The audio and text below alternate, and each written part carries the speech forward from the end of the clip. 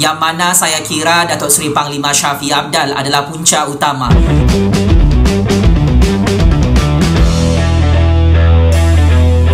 Bismillahirrahmanirrahim. Assalamualaikum warahmatullahi taala wabarakatuh.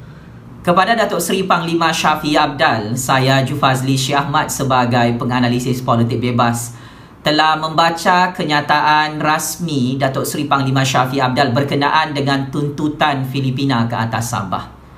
Saya secara peribadi mendesak Datuk Seri Panglima Shafie Apdal menghentikan sandiwara politik antarabangsa ini bersama kerajaan Filipina, yang mana saya kira Datuk Seri Panglima Shafie Apdal adalah punca utama kenapa Filipina menuntut Sabah menjadi milik wilayah kerajaan mereka.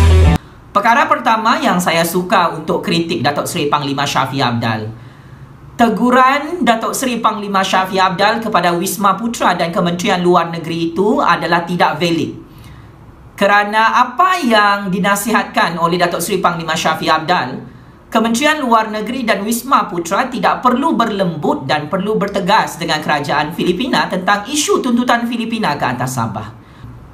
Kau melaksanakan dasar dan polisi immigration menggalakkan kemasukan pendatang asing tanpa izin daripada negara Filipina untuk masuk ke dalam wilayah Sabah. Datuk Seri Panglima Shafie Apdal melaksanakan polisi mesra pendatang asing tanpa izin sehingga kau dilabel sebagai bapa PTI Filipina. Melaksanakan polisi mesra pendatang asing tanpa izin sehingga kau dilabel sebagai bapa PTI Filipina. Sebagai bapa PTI Filipina. Kalau kau, Datuk Seri Panglima Shafie Apdal, betul-betul jujur mengkritik tuntutan Filipina ke atas Sabah, kenapa kau berlembut ke atas kemasukan pendatang asing tanpa izin di Sabah berpuluh-puluh tahun? Kenapa dan mengapa agensi penguatkuasaan kerajaan kapal layar Lanun Filipina di bawah kepimpinan kau tidak menangkap pendatang-pendatang asing tanpa izin daripada Filipina yang sudah mencecah lambakan 1 juta orang? Disebabkan populasi pendatang asing tanpa izin daripada Filipina yang menetap di Sabah adalah lebih kurang sama jumlahnya dengan warga negara Malaysia yang menetap di Sabah, maka ini adalah sebab terbesar kenapa kerajaan Filipina menuntut Sabah menjadi milik mereka. Jika kau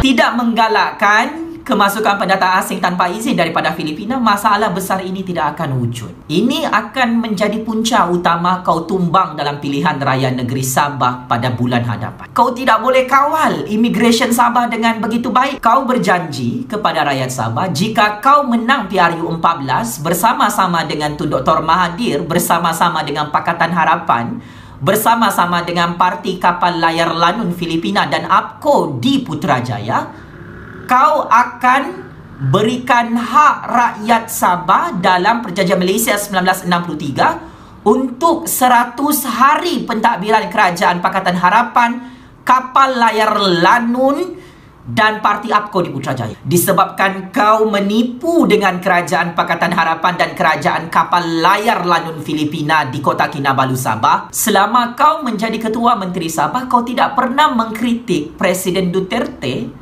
Kau tidak pernah mengkritik kerajaan Filipina yang mempunyai kabel kuasa besar asing Amerika Syarikat untuk menuntut Sabah milik mereka. Kau tidak perlu mengarahkan Wisma Putra dan Kementerian Luar Negeri di Putrajaya untuk bersikap tegas, untuk tidak bersikap lembut dengan kerajaan Filipina dan duta-duta Filipina di dalam negara Malaysia. Kerja ini sepatutnya kau yang buat. Kau tidak perlukan orang tengah untuk mengkritik Presiden Duterte dan kerajaan Filipina yang dipegang dan dinaungi oleh kuasa besar asing Amerika Syarikat itu. Kenapa kau sangat takut untuk mengkritik secara lantang Presiden Duterte dan kerajaan Filipina yang membuat tuntutan yang maha bodoh ke atas Sabah yang sudah lama merdeka, yang sudah lama diiktiraf sebagai negara berdaulat oleh Pertubuhan Bangsa-Bangsa Bersatu PBB? Kalau kau sudah tahu perkara itu, kenapa kau takut nak mengkritik Presiden Duterte dan kerajaan Filipina? Sabah itu dari segi sejarah, dari segi geografi, adalah negara berdaulat, adalah negara merdeka yang mana membentuk Gabungan Negara Persekutuan Malaysia bersama Malaya dan Sarawak 16 September 1963. Kalau kau tidak berani jawab, maksudnya semua yang saya katakan adalah sangat benar, Shafie Apdal.